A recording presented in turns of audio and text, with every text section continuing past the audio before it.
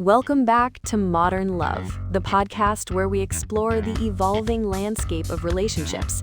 I'm Madison. And I'm Ava.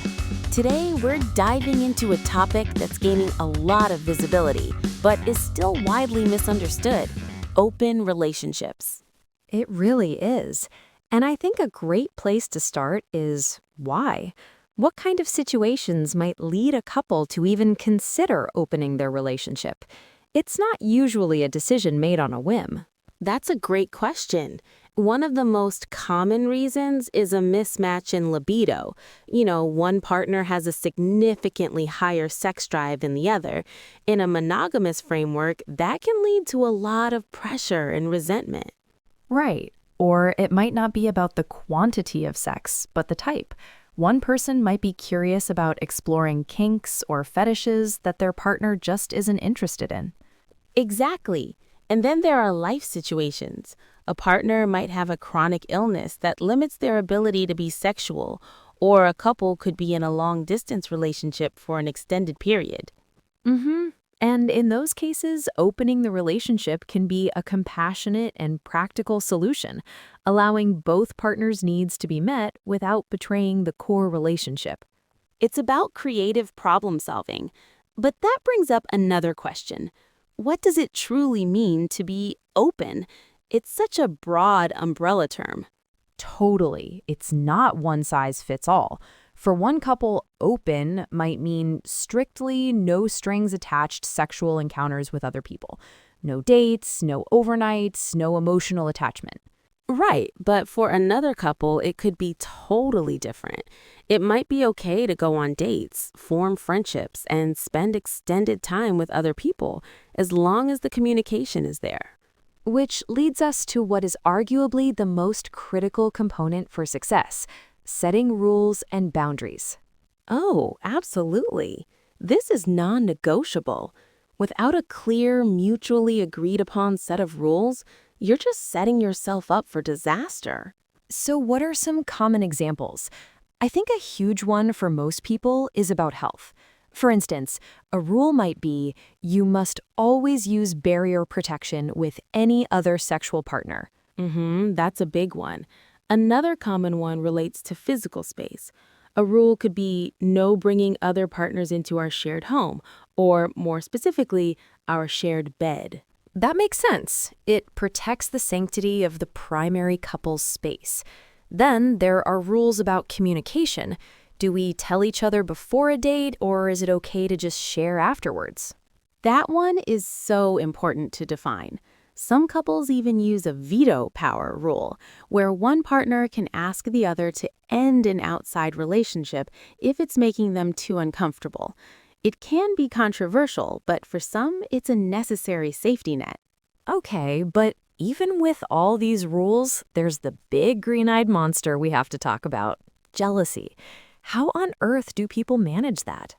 I think the first step is demystifying it. Jealousy is a normal human emotion. Feeling it doesn't mean you're bad at non-monogamy. That's a relief to hear. So you don't just ignore it? Absolutely not. You have to lean into it, acknowledge it, get curious about it, and communicate it to your partner.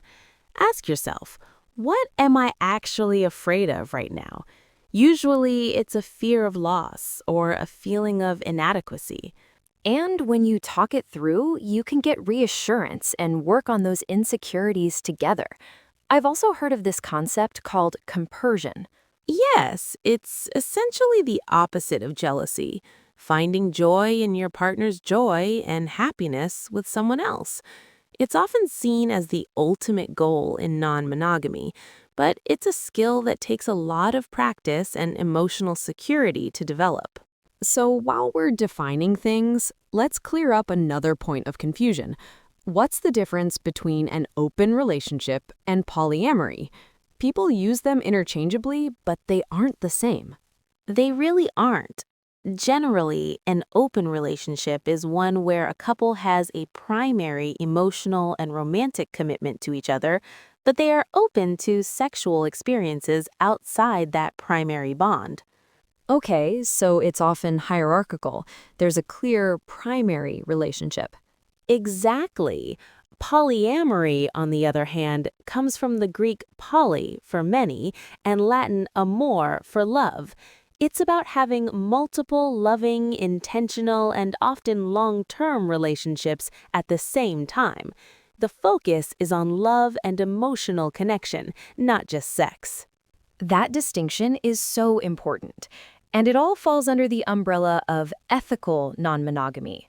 The word ethical is doing a lot of heavy lifting there. How do you ensure the entire structure is fair and ethical for everyone involved? It is the most important part. Ethics means full informed consent from everyone. That doesn't just mean your primary partner, it means being honest with any new people you get involved with. Right. A new partner deserves to know the situation they are entering.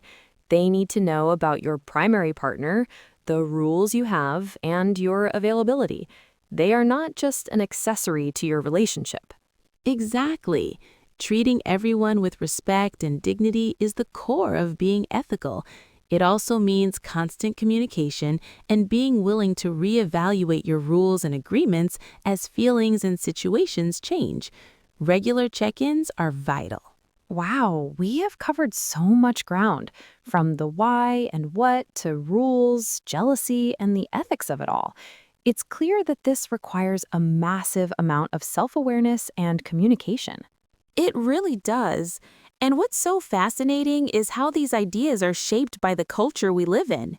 Let's dive into that a bit more, because it's a huge piece of the puzzle. The way Western culture, in particular, has idealized monogamy is really powerful. It's in our fairy tales, our romantic comedies, our music. This idea of the one. Absolutely.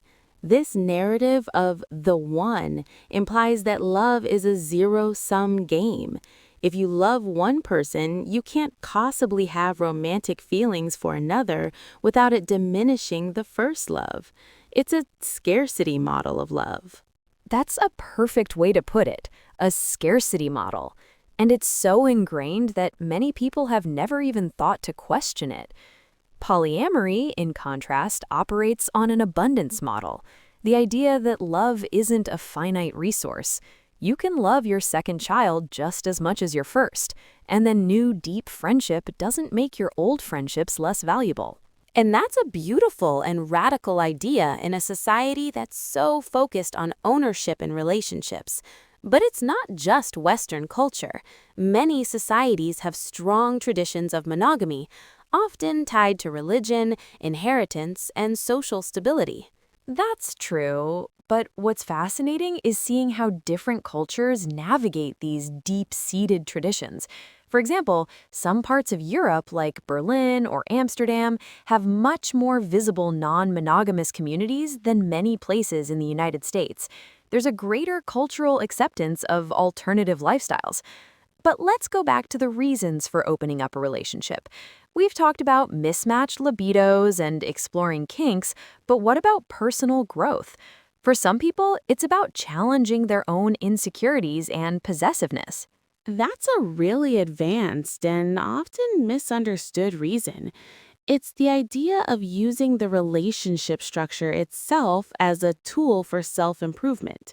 For example, if you know you have a tendency towards jealousy or needing control, opening a relationship forces you to confront those feelings head-on in a very real, tangible way.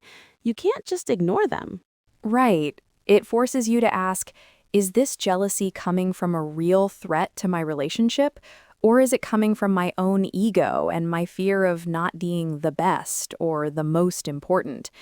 That's a profound level of introspection that monogamy doesn't always require of us. It sounds incredibly challenging, but also potentially very rewarding. Exactly. And it's not for the faint of heart. It's a commitment to radical self-honesty. But let's be clear. Opening a relationship to solve existing problems, like poor communication or constant fighting, is almost always a terrible idea. It's like throwing gasoline on a fire. You need a strong foundation first. That is the golden rule. So let's circle back to the what. We mentioned some basic definitions of an open relationship, but let's break that down even more. There's a whole spectrum, right? A huge spectrum. For instance, some couples practice a don't ask, don't tell policy, where they consent to outside sexual encounters but agree not to share any details. On the surface, it seems like a way to avoid jealousy. But, and it's a big but, most experienced non-monogamous people will tell you that DADT is a recipe for disaster. It often creates a wall of secrecy and anxiety. What happens if you run into your partner and their date in public? Or what if someone develops feelings, which is a very real possibility, and you've preemptively decided not to talk about it? It's a breeding ground for mistrust. Good point there. It prioritizes the illusion of comfort over the reality of honest communication. True ethical non-monogamy is built on transparency, and DADT is the opposite of that. It's often a sign that a couple isn't actually ready for the emotional work required. So on the other end of the spectrum from DADT, you have models that are all about open communication. For example, some couples might agree to share all the details, who they're meeting, what they did, how they felt about it. For them, that level of honesty is what builds trust. It's like, I'm not hiding anything from you. And that's the key, right? The goal isn't to not feel anything. It's to be honest about what you're feeling. I can imagine that for some people, hearing the details might be excruciating, while for others, not knowing is what's truly maddening. The unknown can be a breeding ground for insecurity. That's so true. The story you create in your mind is often way worse than the reality. So if DADT is risky and full, unfiltered disclosure can be intense, a lot of couples land somewhere in the middle. Maybe a need-to-know basis with a focus on safety and major emotional developments. Right. A common and healthy agreement might be something like, we agree to tell each other when we've scheduled a date with someone new. We don't need a play-by-play, but after the date, we'll check in and share if we had a nice time and if we plan to see them again. This keeps both people in the loop without overwhelming them with detail. And it also establishes a precedent for how to handle important information. The agreement isn't just about what you can't do, it's about creating a shared language and a set of protocols for how you'll handle new situations together. It's the user manual for your specific relationship. Manual for happiness?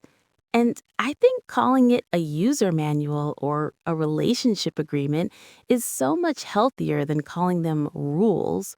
Rules can feel restrictive, like something to be broken. An agreement is something you build together, a framework for safety and respect. That reframing is so important. So if a couple is sitting down to build this agreement, what are the big categories they absolutely need to cover beyond the health and safety basics? Great question. I think a huge one is time and energy management. It's practical, but it's also deeply emotional. How do we ensure our primary relationship remains nurtured and secure while also making space for others? You have to be explicit about it. And what comes to this, we actually have here a couple interesting quotes from a couples who are in open relationship/polyamory. They wrote us an email about how they handle this and why they did the decision to open their marriage. And about these topics, we continue on our next episode.